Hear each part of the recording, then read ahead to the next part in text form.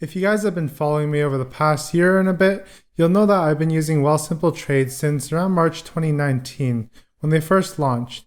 And Wealthsimple Trade is Canada's first $0 commission fee trading platform, just like America's WeBull or Robinhood. And having $0 commission fees is great for investors like myself.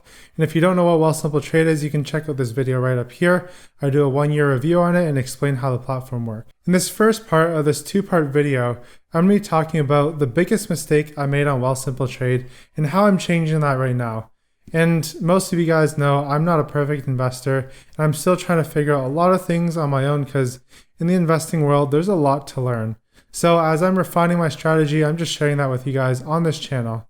And in the second part of this video, I'm going to be going over 6 different stocks that I sold based off of what I talk about in this video right here about my biggest mistake.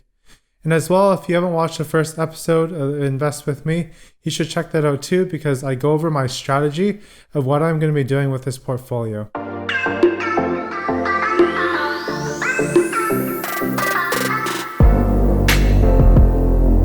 Welcome back to the Fire Grind. My name is Daniel, and on this channel, we talk about personal finance and especially stock market investing. And today we're going to be going over Wealthsimple Trade's platform and how I fell into the biggest mistake of $0 commission fees. And just a disclaimer, I don't work in the finance world. I'm just a hobbyist who loves finance and I do a lot of reading on it. So I don't claim to be any sort of guru of any sort. So any decisions that you make should not be based off of what my research is, but you should take my research with a grain of salt and also do your own research on top of that. So I'm not going to make you wait to the end of this video to tell you what the biggest mistake is. Here's the biggest mistake that I made. It's the fact that I bought too many small positions in companies that I don't exactly know much about. And for me, this meant there was less accountability needed in order to purchase a stock because I didn't have to fork up any sort of upfront fee to purchase that position.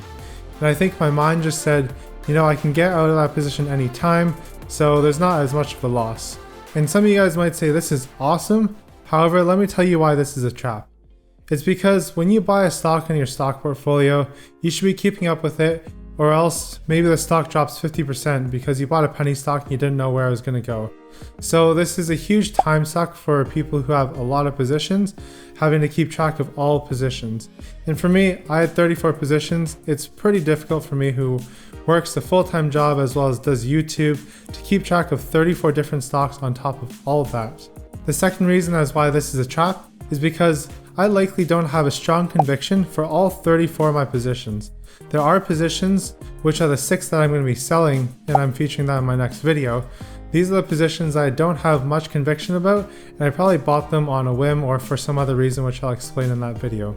Third reason is I might as well have just bought an index fund if I'm going to spread my funds over so many different stocks.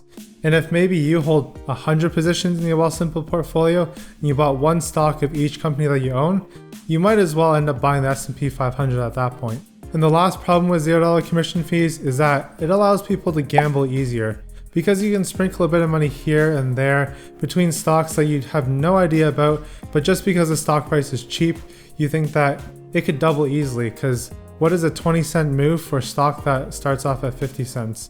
It seems like not much. And a lot of people trade penny stocks. However, Wealthsimple is probably not the best platform to do so. And for me personally, I would never trade penny stocks based off of how volatile it is and how much attention you have to pay to it and just a whole other list of factors that I don't have time to talk about in this video. However, there is a case to be made for someone who might want to trade 30 to 100 or even 200 stocks in a portfolio.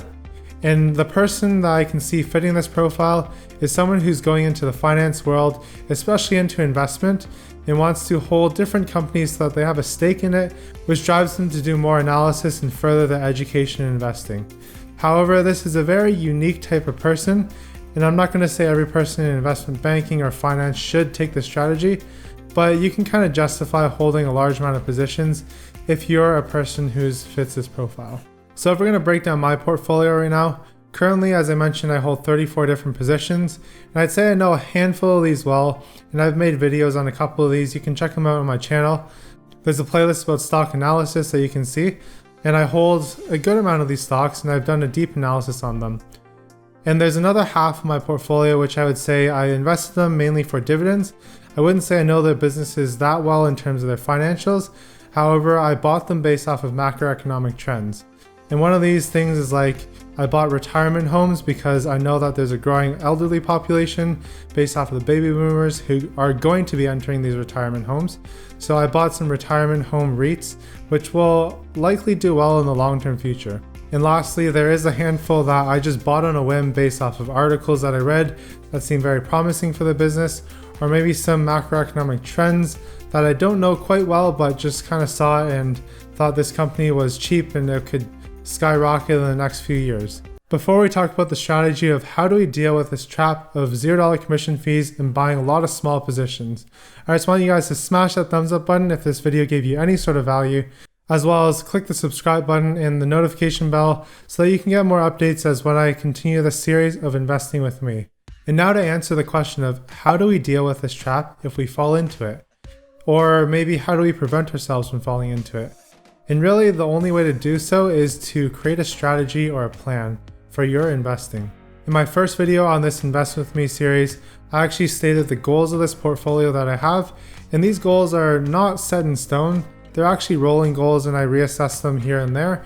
As I gain more knowledge about the stock market, my strategy is going to change, and hopefully I have more conviction about that strategy based off of my increased knowledge of the stock market. So likewise, I think this is a very good similar approach that you guys can take as well, is to develop a strategy, own that strategy, and refine that strategy over time. So the question now is, how do we create a strategy? And the first step in creating a strategy for your investment portfolio is, what's the purpose of this portfolio? And some purposes could be like for retirement, saving up for a house or a car, or maybe for your kids, their RESP, so their education plan, or it could be to gamble. Like that's a legit reason for some people, but for me, that's not my reason. There's also dividend growth investing as well as just pure growth stocks in sectors that you know. And once you've narrowed down the purpose of your portfolio, then you want to set a timeline to that portfolio. And typically for the more riskier investments, you need to set out a longer time period, whereas for the safer investments, you can probably set a shorter period of time. So for example, for dividend investing, maybe you could set a timeline of 5 years is somewhat reasonable. 10 years is great. And for growth investing, you want to go anywhere from 10 to 20 years. For retirement investing, this is going to be a 30-year long process for those of you who are in your 30s. If you're in your 40s or 50s, your dividend investing time will be maybe 10 to 20 years or so. Next, you want to choose if your portfolio is made up of individual stocks or ETFs.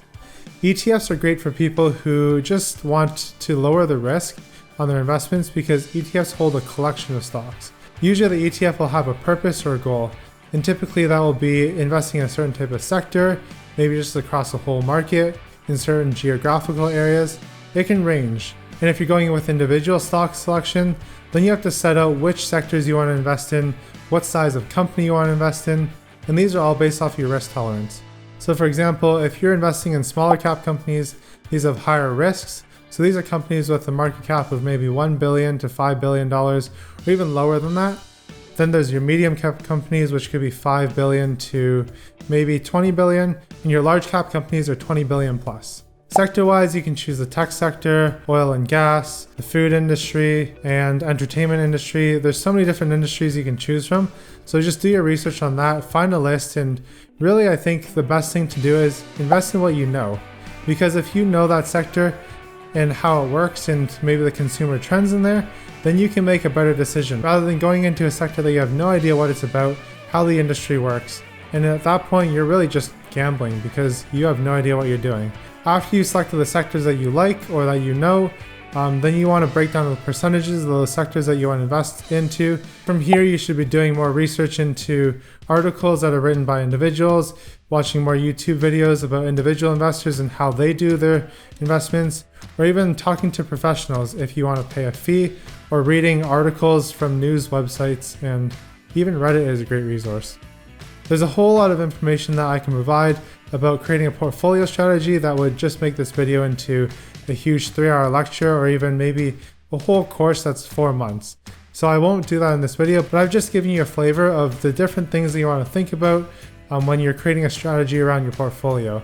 And now I know what you're thinking. If you're a new investor, you're probably scratching your head like, there's so much work to do. If I am going to try to figure out the strategy, I'm never going to get invested because you're just overwhelmed by how much you have to do before you start investing. and likely you won't have a solid strategy that you really believe in when you're ready to put your money in 3 months down the road. And here's what I'm telling you as a new investor. You don't need to have everything together. Even I myself, I don't have everything together today.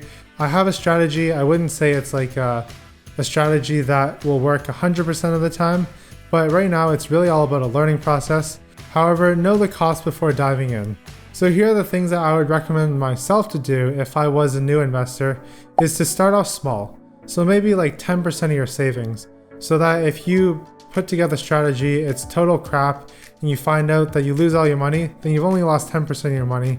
And likely if you're a new investor, you're starting out with a small sum of money, maybe like $10,000, $20,000. Like if you're gonna start investing and you're gonna grow your knowledge, you could probably grow your portfolio to a multi-million-dollar portfolio if you have 30 years. So if you're losing $1,000 out of your $10,000 right now, that shouldn't make or break you right now. So definitely invest a small amount. The next thing to do is dollar cost average. Dollar cost average is basically putting money in here and there over time, not just throwing it in all at once. Because currently maybe the market's a little bit hot and the market could cool down. You don't want to throw your money all at once, because as a new investor especially, you don't know how the market works yet. And if you dollar cost average in, you definitely reduce your risk of losing a lot of money. And lastly, you probably just want to throw your index money in if you want to invest today without knowing anything. The index fund, as claimed by Warren Buffett, is essentially the safest investment that you can make in the stock market, because you're going to make roughly about 10% year over year based off of historical returns. That said, it's not completely guaranteed, but here's the silver lining in all that. If the economy goes to crap and we lose 50% in the next 50 years, then likely the world's probably going to end and your money really means nothing, whether it's sat in a bank or you lost 100% of it in investments. And if you're sitting there still thinking, man, I really don't want to lose this $1,000, then think about it like your education. If you went to university or college, you paid $25,000, you paid $60,000, even $200,000 if you're in the States, just for your education. That's just to earn maybe a $50,000 salary a year. Was it worth it for you to put in that $200,000, let's say, into your education to get $50,000? And most of you who are doing this probably said yes. Maybe some of you said no because I could get the same job if I didn't get the university degree. However, for most people, that university degree did help them in some way or another. So just like in investing, if you threw in $1,000 and lost it all, you could chalk that up to education. Because in life, I think you learn the most from your failures. I think when you actually fail, you definitely learn new things. In successes, you really just prove out a theory that you had before. And for those of you who are really interested in stock picking, here's the advice I have for you guys. When you buy a stock, you really want to be convicted as to why you bought that stock. If you can't give a good reason with either financial backing or macroeconomics backing as to why you bought that stock, then I think it was basically a gamble that you took. And this is where you can fall into the trap of $0 commissions, because with $0 commissions, you can sprinkle $50 into that stock and not bat an eye if your portfolio is worth $10,000.